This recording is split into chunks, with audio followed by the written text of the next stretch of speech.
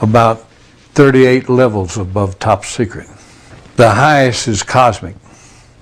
That's, okay, I'll tell you right now, that's UFOs, aliens, and particleization.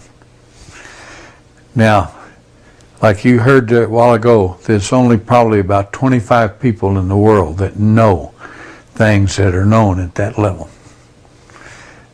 No president has had that level, has ever been cleared for that level. Eisenhower was the closest. Eisenhower wanted somebody to be in charge. He tried the CIA director, and it didn't work. CIA was working primarily for itself. Most of the intelligence directors of the services were working for themselves. What happened was Eisenhower got sold out. I think that he realized that all of a sudden this matter is going into the control of corporations. He realized that he was losing control. He realized that the phenomenon of whatever it was that we were faced with was not going to be in the best hands, and those were as far as I can remember, that was the expression that was used. It's not going to be in the best hands. In the councils of government, we must guard against the acquisition of unwarranted influence, whether sought or unsought, by the military-industrial complex. The potential for the disastrous rise of misplaced power exists and will persist. We must never let the weight of this combination endanger our liberties or democratic processes. We should take nothing for granted. Only an alert and knowledgeable citizenry can compel the proper meshing of the huge industrial and military machinery of defense with our peaceful methods and goals. And so it was organized under the name the NRO. You couldn't mention NRO. NRO, National Reconnaissance Office, basically run by the Air Force.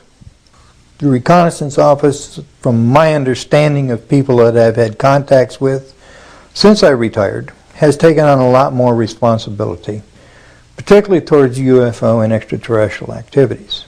You could say that they picked up where Blue Book dropped off. If you're on that level, there's an organization worldwide called ACIO. That's Alien Contact Intelligence Organization.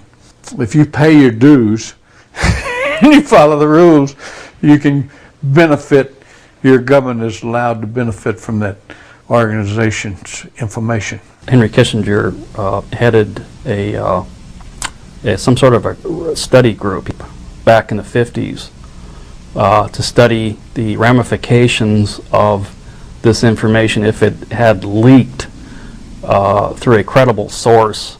In fact, Jimmy Carter was not brought into the loop. They, for some reason, the control group, they don't trust the guy for some reason.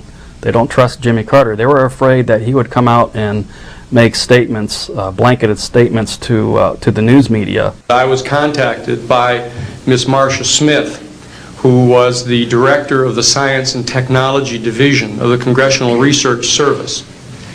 She asked to meet with me, and I met with her, and she informed me that President Carter, upon taking office in January of 1977, held a meeting with then the Director of Central Intelligence, who was George Bush Sr., and demanded that the Director of Central Intelligence turn over to the President the classified information about unidentified flying objects and the information that was in the possession of the United States intelligence community concerning the existence of extraterrestrial intelligence.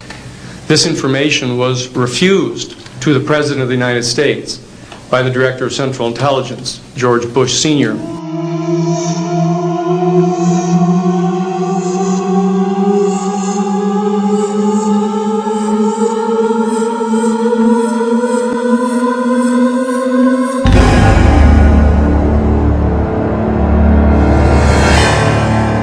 Told us we could not talk about this to anyone, including any of the other crews, our our spouses, our family, even amongst each other. So we could not discuss this at all. In the military, they do ridicule you, and I was ridiculed a few times. I was told I would never make Master Sergeant. I was on orders for tech, but I was told I would never make Master Sergeant if I brought this trap up again. The pilots that had seen things and talked about it, some of them were let go, some of them released from their flying and treated as nutcases and things like that. At times I used to carry a nuclear weapon. In other words, I was mentally fit to carry nuclear weapons, but I'm not mentally fit if I see a UFO. Well, this criticism and this ridicule has, I think, done more to keep the story coming out than almost anything else. It had been discussed with me on numerous occasions. Talked about what could happen to me militarily and what could happen to me even if I discussed this as a civilian. That subject just was dropped. It just wasn't discussed. Anything to discredit you, and you'd never get a promotion, and I'd spend the next 3.5 years up at the North Pole living in a tent checking weather balloons.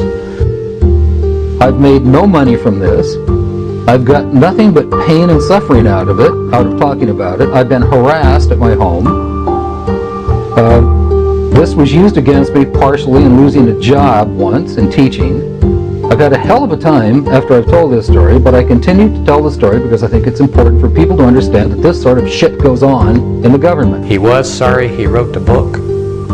He was sorry he exposed the family to the ridicule, to the lawsuits. It's been very tough on our entire family. He did not want to die, leaving us with these problems. Just hope that the future people such as yourself and me will know what to do with this type of knowledge that this man brought forward. I do say that he is the first man to come forward in a high capacity.